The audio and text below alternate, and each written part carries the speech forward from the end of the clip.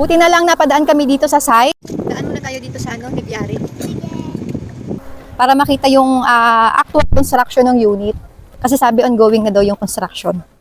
Para ma-confirm, para masigurado na tama nga na ongoing construction na nga siya. Ayan, hinanap ko. Siyempre para masigurado natin na ginagawa na talaga yung bahay and hindi magkaroon ng problema. So yan na yung house construction ng client. Tapos nagkamali pa nga, kaya nagpaikot-ikot ako dito, hindi ko makita yung signage kasi niya. Mali ang nakalagay, Block 3, Lot 9, dapat Block 3, Lot 11. Hindi ka rin Lot 9? Block 3, Lot 9? Ayun nga. Are ang 11, 12, 13, tas corner 14. Ayun. Okay, thank you kuya. Yung client namin dito nasa early 20s, tapos mag-asawa sila bagong kasal.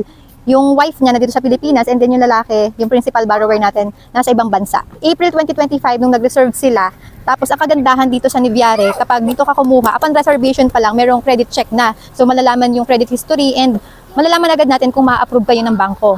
August 1, 2025, lumabas yung approval nila and as of today, August 18, ito na yung construction status ng bahay nila.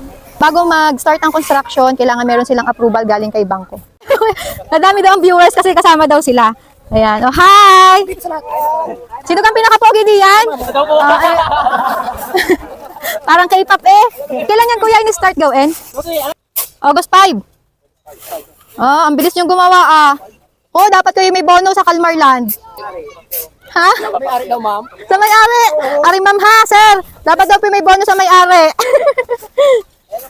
Ay siya, sige pa. Bye-bye.